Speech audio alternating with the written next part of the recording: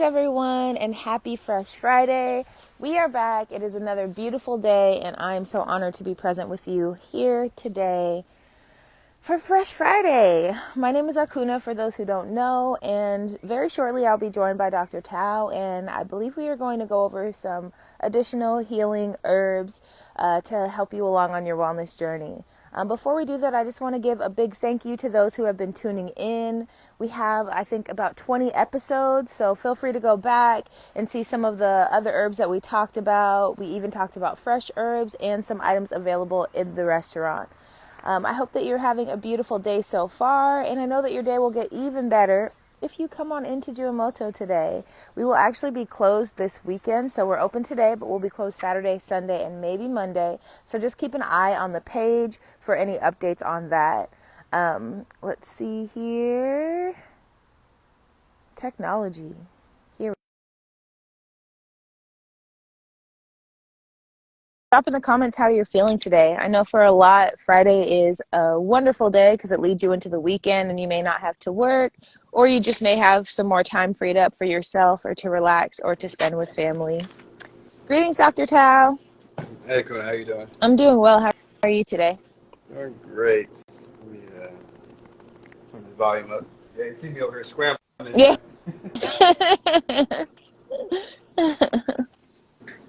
Yeah. All right, cool. All right. I know some of these we may have gone over. I'm not sure. We may have done this. Have It's okay. We done Witch Hazel already? I don't think so. No. Okay. A lot of people think this is just like for topical purposes, but Witch Hazel can be used internally as well. This is the actual plant. People just think about it like just. It's like, oh, can you ingest this? Yes, this is the actual leaf. So this is good for any type of fibroid tumors or cysts. Just make a tea out of it. I have a formula I make with this as well with the alum root and the burdock. So it helps dissolve those types of fibroid tumors that people may be dealing with. And it's very good for just overall detoxing the uterus. So Okay. just keep in mind the uterus is part of your regenerative system. So the same ability for your body to reproduce is the same ability that uses to heal the body. So the uterus is going to use, it's called Witch Hazel Leaf. And it's basically the uterus is going to look like, when a woman looks down, she's looking at a pyramid. Right? So the top of her uterus would be the bottom of the pyramid. Right. So the pyramid is constructed in the same way that the woman's reproductive system works. So it has calcium fluoride inside the pyramid, which is the same element inside the woman's uterus of circulation. So as you would see, the bottom of the pyramid, when you look down, that would be what you would consider south. Okay. So south has to be up. And then the top of the pyramid would be north, which means north would be down. So our orientation is upside down today. So this is why we're born upside down, inside out, and backwards, because we're entering a third dimensional reality, which is upside down, inside out, and backwards. This is why we know the human eye sees things kind of flipped. Flipped, Brain yeah. turns it back upside down, right side up. So yeah, so that's just one thing to understand. So uterus is very important. Remember, the word uterus means to utter. Utters into us. So utters to the cells that needs to be healed. You see, and it sends it back to the uterus to be healed. It sends it back out throughout the body. So your uterus is very, very important when it comes to just overall health. Right. So Yeah, I feel like well, for one, definitely relate to I didn't really know witch hazel could be ingested. When I think of witch hazel, I just think about the tonic, and applying it to a face, but that's really good to know. And then what you say about the uterus and reproduction, I think a lot of the times women don't look at that as something to constantly be, tending to. It's just like, oh, I'm on my cycle, so now I need to drink this, or, oh, I'm pregnant, so now I need to do this. But like you said, it's something that should be constantly tended to, and the wellness should be up on our priority list, huh? Exactly, because keep in mind that the female reproductive system is a male organ. Wait a minute. We have to keep that in mind. Wait a minute. The Okay, break that female down is for. a male organ, and the male organ is a female organ. Wow. We have to understand these basic things before we can understand sexuality, because we haven't been taught these things properly. All right, Right. so the phallus is a female organ, and the vagina is a male organ because the muscles are in the vagina, which is masculine, which is active, and the phallus is passive, which is flaccid. Mm. You see, so the more that a man thinks from his lower chakra, you see, and tries to keep that stimulated, the more effeminate he becomes. Mm. You see, or more emotional, more impulsive, more types of things that are what we consider less masculine. Right. And the same vice versa for the woman. The more that's overly stimulated, the more careless, the more cold-hearted she becomes. Mm. You see, so we call it gynic. A man becomes more gynic, which is woman, and the woman becomes more androus, which is Okay. masculine. Like androgyny. So when you are when you're having intercourse, the only way you get pleasure is because the man throws you into complete masculinity, and you throw him into complete femininity, which you call getting aroused or having a sexual high. Because see, you don't get sexual gratification from being your feminine energy. You get sexual gratification from him being able to throw you into your yang, and he gets sexual gratification for your ability to throw him into his yin. This is the reason for facial hair and all types of hair on the body. And I get deeper into this stuff later on, but the thing is, that's part of sexuality. So if a man continues to think with his lower chakra, then he continues to be in his more feminine ways, which means that the woman who tries to pursue him, or they're together, they're going to try to occupy the same polarity space, orientation. So she's going to become very irritated with him. Yeah. Because though he's in a male body, she senses the low masculinity in him. Wow, I never thought about it like that. So but I like I said, I get deeper into this subject, but it's very important to understand the health of your reproductive system. The system as a whole.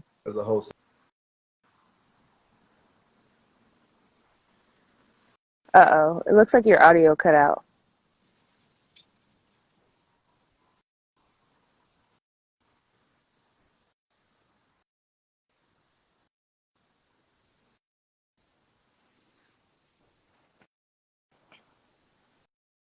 Oh, there we go. No worries. We do have a question in the comments. Fifi Lamore is asking, is it true that the gender of the baby is based on who was more aroused during conception? The gender of the baby is going to be determined based off the man's mentality 7 days prior to coitus, or before intercourse. So if he's more on sexual desire, then he'll produce a girl.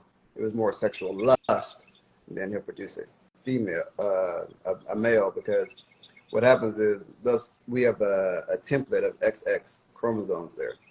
His mindset, what we call epigenetics, is going to shift that second Y or second X into either a Y based off his mentality. It's going to cause a spin orientation, which is going to cause either that second X to become a Y. So before conception, Fifi. So it's going to be 7 days prior to that, not just an act itself. So typically 7 days prior to that. But really, you want to do to create what we call a superhuman. I know it's kind of funny, but a superhuman, you have to have not release any type of fluids from your body for 2 years before the baby. All right. Wow. So the man can not release the seed, and then the same for the woman. And when you say superhuman, do you mean like just like health? Health, eyesight, everything, hair, skin, mentality, cultural paradigm, functionality.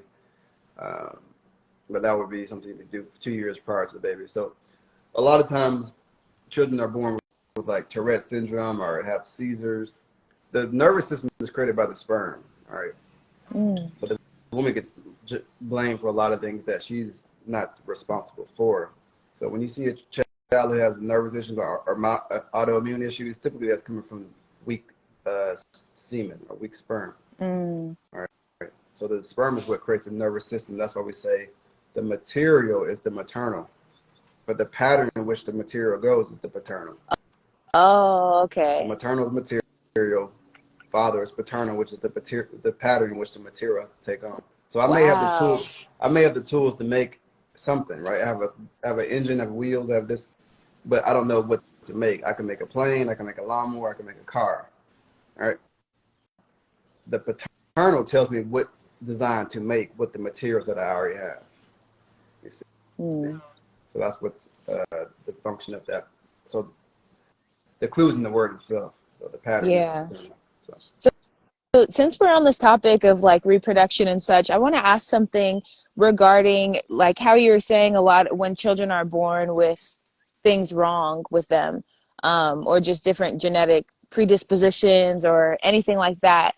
I feel like it's come to a point where a lot of these things are normalized and we don't even know what in our environment is causing those things. Yeah. Like sometimes people say, oh, well, one out of this many babies will have this, but nobody tends to break down where that is even coming from. So what would be your take on like genetic disorders and things of that nature and their origins? Yeah, so the body's always going to try to correct itself based off the outside environment. The reason we wear clothes today is because there's a certain cataclysmic nuclear flare that took place. So we had to wear clothes to kind of protect ourselves from certain nuclear radiation that took place. But the same thing is true for mental illnesses and genetic disorders. The body is trying to, like, if someone goes to the gym and work out, the more someone works out in the gym, the more they're in disharmony with their environment. Because see, Why? no animal discharges and wastes its energy within a system that is naturally part of. The environment will carve the structure and the physique for the animal based off its harmony with it. So the Mm. fact that we go to the gym proves that we're in disharmony. You see. Now that is a counter effect, of course, because um,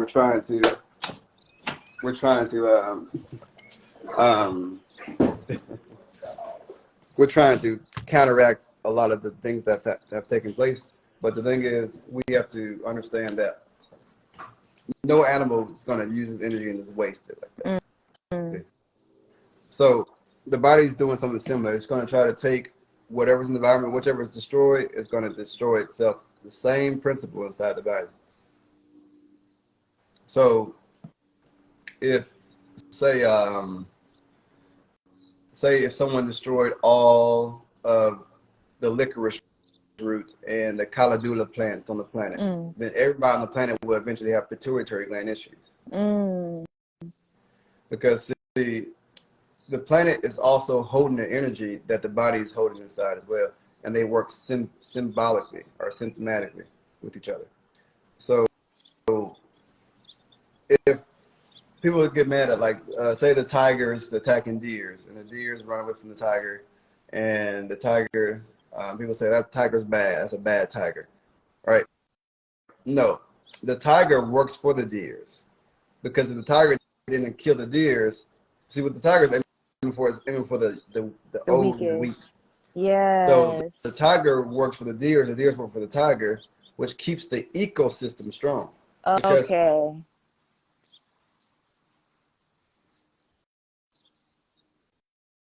enough of the plants that are going to allow the ecosystem to flourish and grow. But the weak ones are not going to help consume the things that need to be consumed in the environment, which would Mm. make that whole ecosystem fall apart. Wow. All right, So kind of like that quote where they say a team is only as strong as its weakest player. exactly, So the weak one is kind of hurting the entire pack, and by the tiger eating it, it's actually helping make the pack stronger, per se. exactly. And if the tiger doesn't do that, then see the deers help the tiger stay strong because see the tiger has to be able to take down the deer so it can stay strong. So if the tiger's too weak to take down the deer, then he dies off too. So it keeps Mm, the whole system strong. So right. if we're put into a society where we're having genetic disorders and autoimmune diseases, then those are direct effects to keep this system strong. Mm, Only way we can mm, overcome that is by adopting our cultural paradigm, which would turn our backs to this system and build our ecosystem ourselves. But see, we're trying to assimilate, which is really not assimilation, it's association.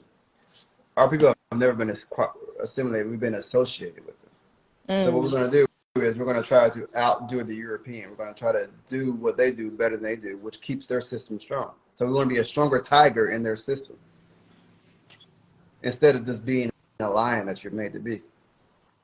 I see. Yes, So yes. those Mm, genetic disorders are going to be they're going to continue to play itself out over and over again as long as we adopt their system. So we're going to have autoimmune disease, we're going to have genetic disorders, mental illnesses. Those are all symptoms of oppression. yeah. Wow.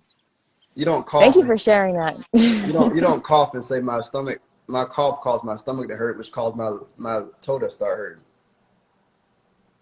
Because those are all symptoms of being sick. Mm, So high school dropouts, teenage pregnancy, headaches, fibroid tumors, hysterectomies, cancer, those are all symptoms of being oppressed. So wow. we may focus on one type of oppression. We may say, okay, this person has uh, something I can see visible. They have psoriasis, right? Mm-hmm. Well, this person has depression. They're the same thing. They're One just expresses itself in the manifesting skin, differently. one shows itself in the brain. So we get fixated on what someone's disease that we can see visually. But then you interacting with diseases. We may not have a name for them, but this person is annoying. This person is those are diseases too. So it's like all Wow. those are all types of symptoms of being in a system that's not ours. You see, that's not we're not in control of. Mm-hmm. Yeah. And then it's like you said, seems like a lot of people's mindset is to keep fighting it to get stronger, like you said, to be a better tiger in a system that wasn't even created for tigers. Exactly. You know, It's they like a want to bird get trying to swim better than the fish. Like, no, you're better. supposed to be flying. Exactly right. So that's part of the mass programming there. That's why that's why I quote Nellie Fuller when he says because Nellie Fuller was Francis Cress Welson's teacher Mm, when he said that Europeans were afraid of our people studying history until they found out why we were studying history. They found out that we were studying history just to feel good. So once they figured that out, they said, okay, let them feel good. They weren't trying to transform anything. They were just our people were just trying to feel good. So we had to focus on not just the information, but the transformation. mm. What we do to implement the new information after we get it. Exactly. Awesome. Sorry, I got on the Okay, so sidebar there.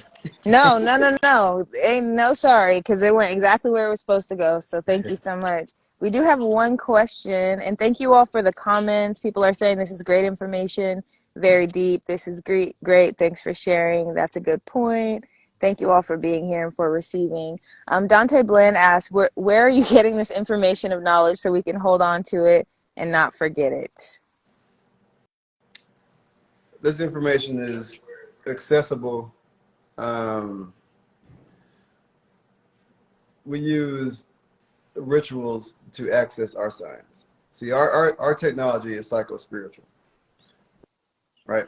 So every time you see a ritual that we have, and you see people looking weird in these masks, those are psycho-spiritual reference points. Mm, So the more you tap into who you are, you're going to get these uploads automatically. Um, I mean, I can give you a book, I can give you things like that, but the key is to understand that there's nothing new under the sun. So the more you tap into your culture, you're going to be able to receive the information that's for you. You see, to bring out what's unique about you. That's why the word education means to draw out or to bring out. But there's many books on this stuff. Nelly Fuller has great books on it. Naeem Akbar has many books on this information. Amin Nafer has great books on it. Dr. Amos Wilson, Blueprint for Black Power, tons of information like that. I mean, those are just books, though. But the thing is, you are the book. So you have to understand that a book does not make you intelligent. It exercises your intelligence. Right. So it's a difference between that. You can't eat vitamin C. You can't eat vitamin A. Those are not foods you can eat. You can't eat food. All food does is stimulate the minerals and vitamins already present in your body. That's all it does. So you want to be invoked to make a difference through who you are in your ritualistic sciences.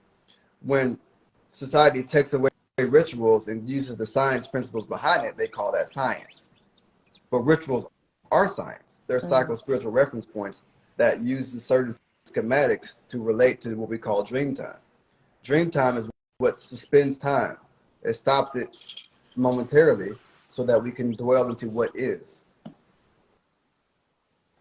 You see, because we think this is what is, but this is actually another type of ritual, which you just taking away the animation.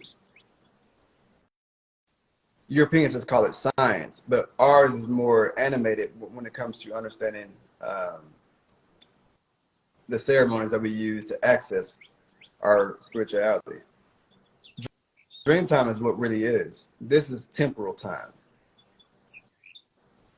All right. So Europeans take away the ceremonies and rituals and just give you the dry science and say, this is life.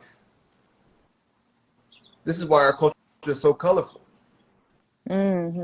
Because the mind is truly harmonic and colorful at all times. Yeah. When we go into this black and white gray mentality of life, what life is, then it becomes very boring. You see? And you want to find a way to drive your emotions. So you start doing drugs, or you start, watching things you shouldn't watch, or doing things you shouldn't do, because you want to find a way to drive your emotionally homeless and culturally starving personality.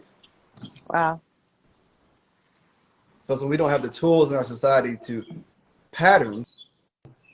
We don't have the quite proper materials to pattern. We don't have the correct mother and father in our society, meaning that we don't have the correct principles in our society to pattern our culture. Then we step outside our culture to drive our emotions. Because we feel like that's the only place that we could get it from. Exactly. So we become a better tiger instead of becoming what you really meant to be. So you speaking your language, you speaking the meta nature is equivalent to a lion roaring. I'll say that again. You speaking the meta nature is equivalent to a lion's roar. Powerful. So these principles have to be understood at all times. You have to immerse yourself. Let's say you learn a new language, you have to immerse yourself into it. You can't decide, I'm going to be this way one day and then not the other day. It's part of who you are. You have to do it. A lion doesn't say, I'm going to be a bird tomorrow. It does it at all times. Right. You see? So, but yeah, I don't want to belabor everything, but the thing is this, culture first. Yes. Wow. Well, this was really beautiful. And I love how it flowed, because we started off by talking about witch hazel herb, which is really good for reproduction. Yeah. And then talked a little about of how it's kind of an inverse, even like a woman looking down at her uterus. Exactly. And then It's just funny went because on the from word there. witch, Yeah, I is wanted really, to ask about that. they try to demonize the word witch, but witch just means, is a general term to mean, which craft are you good at? Wow. You see, so they may say witchcraft, right? Yeah. Someone maybe a goldsmith or ironsmith or a wordsmith, or they may work, with wood or whatever. So you would ask somebody, which craft are you great at, or which craft are you good at? And they call that witchcraft. So witchcraft doesn't mean anything in particular. It just means a blanket term of what is your skill set. Right. Yeah, I was thinking, like, when I hear the word witchcraft, I feel like it's usually just somebody using utilizing a certain power or a certain system. Exactly. So, but I may not go with the other two herbs, Kuna, because I'm No, about I think we did really good today. I think this is enough. We to. bit it off. We're chewing it. We need to digest this. So, once again, this has been Fresh Friday, and we thank you all for joining us. Make sure that you stop by the restaurant because we will be closed Saturday and Sunday. So today is the last day for you to get something for this weekend. We are open until 3 p.m. today. And then just keep an eye on our page to see if we will be open on Monday or not, because it's kind of still up in the air right now. But we trust that you have enjoyed this time and that you've learned something from this and that you'll come back next week and share this information with a friend as well. Sure. Any closing words, Dr. Tao? No, just do your best, Just do your best every day, and your culture is your medicine, like I say. That is your medicine. Everything else is secondary. Your culture is your medicine. Beautiful. Your culture is your medicine. Let's meditate on that throughout the rest of this week. And thank you again for joining us. You all have a beautiful day. Thank you. Peace. I appreciate it.